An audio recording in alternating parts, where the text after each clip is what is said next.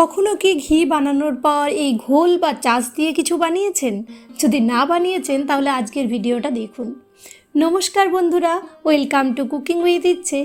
আশা রাখি সবাই ভালো আছেন, সুস্থ আছেন। চলুন তাহলে ভিডিওটা শুরু করি। ঘোল বা চাষ আমি বেশ খানিকটা রেখেছিলাম। এখন এর মধ্যে আটা আর কয়েকটি একেবারে যেমন একটু কালো জিরে, একটু কাসুরি মেথি, গরম মশলা, অল্প একটু জোয়ান, নুন, সাদা তেল আর এই যে ঘোল বা চাষটি দিয়ে আমি এখন আটা মেখে নিচ্ছি। এতে কি হয়, এই আটাটা এরকমভাবে রাত্রে যদি আমরা মেখে রাখি তাহলে অনেকটা ইস্টের মতো যেমন ফুলে যায় সেরকম এটা কিন্তু অনেকটা ফার্মেন্টেশন হয়ে যাবে। আর এই মাখার পর যখন পুরোপুরি মাখা হয়ে যাবে অল্প সাদা তেল দিয়ে এটাকে ঢেকে রেখে দেবো। গ্রীষ্মকালে যদি রাখছেন তাহলে আরও ভালোভাবে ফুলবে।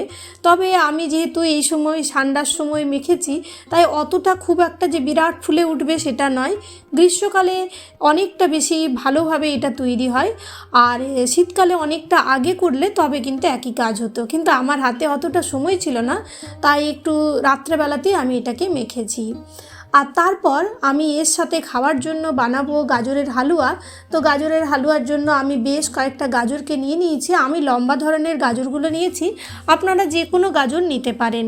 গাজরের খোসাগুলো ছাড়িয়ে সেগুলোকে আমি একটু গ্রেট করে নিলাম। তারপর গাজরের হালুয়া বানানোর জন্য কড়াইয়ে দিয়ে দিচ্ছি আমি অল্প একটু ঘিটা জাস্ট মেল্ট হওয়ার পর এই যে গাজরটাকে আমি গ্রেট করে নিয়েছি সেই গাজরটাকে আমি এখানে দিয়ে দিলাম। গাজরটা দিয়ে এটাকে একেবারে কম আঁচে ভালো করে সময় নিয়ে ধীরে ধীরে ভাজবো। ততক্ষণ আমি কি করব, অল্প একটু ড্রাই ফ্রুট, দেখুন কিভাবে আমি এটাকে একেবারে ছোটো ছোটো টুকরো করে কেটে নেব। এই ড্রাই ফ্রুটগুলো এটাতে দিলে টেস্টটা অনেক বেশি বেড়ে যায়, তাই এখানে ড্রাই ফ্রুটটা দেওয়া। তবে আপনাদের মধ্যে কেউ যদি শুধুই বানাচ্ছেন মানে ড্রাই ফ্রুট দেওয়ার ইচ্ছে নেই তো নাও দিতে পারেন, সেটা একান্তভাবেই আপনার নিজের অভিরুচির উপর নির্ভরশীল।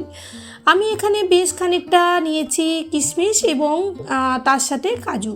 তো গাজরটা আমি বেশ খানিকক্ষণ ধরে এরকমভাবে উল্টে পাল্টে একটু যখন দেখবো যে এরকমভাবে গাটা ছাড়ছে কড়াইয়ে তখন এর মধ্যে এই ড্রাই ফ্রুটগুলো অ্যাড করে দেব।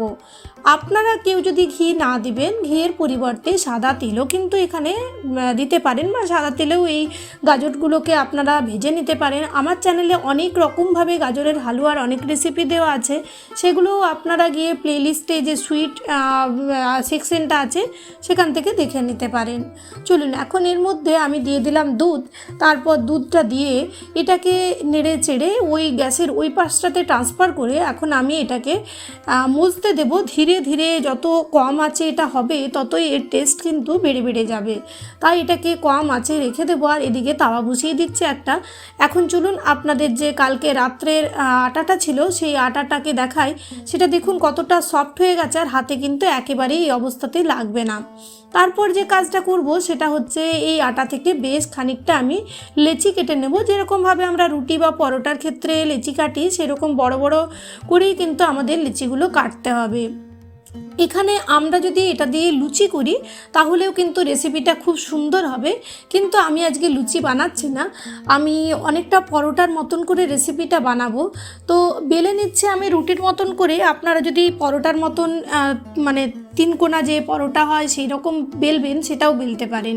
তারপর গরম তাওয়াটা যখন খুব ভালোভাবে গরম হয়ে যাবে তখন তার মধ্যে দিয়ে আর একটা ঢাকনা ভালো করে দিয়ে দিতে হবে, যেমন ওই ঢাকনাটা পুরোপুরি এয়ারটাইট হয়, সেজন্য আমি ওর মুখটাকেও বন্ধ করে দিয়েছিলাম। তারপর যখন দেখবেন হালকা হালকা ফুলতে শুরু করেছে তখন এর মধ্যে অল্প একটু তেল দিয়ে দিতে হবে। একটা পিঠ তেলে ভালো করে হয়ে গেলে তারপর উপর থেকে আরও একটু তেল দেব।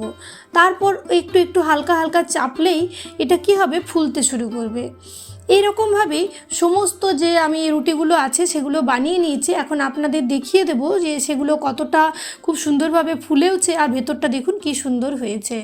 এটা খুবই সফট হয়, আর একবার বানিয়ে রাখলে গরমের দিনেও কিন্তু দীর্ঘক্ষণ ঠিক থাকে, কেননা আমরা ওই ঘোল বা চাষ দিয়ে এটা যেহেতু বানাচ্ছি সেহেতু দীর্ঘস্থায়ীভাবে এটাকে অনেকক্ষণ ধরে ঠিক রাখা যায়। মানে একদিন বানিয়ে আপনি পরের দিনেও ফ্রিজের বাইরে রেখেও কিন্তু খেতে পারবেন।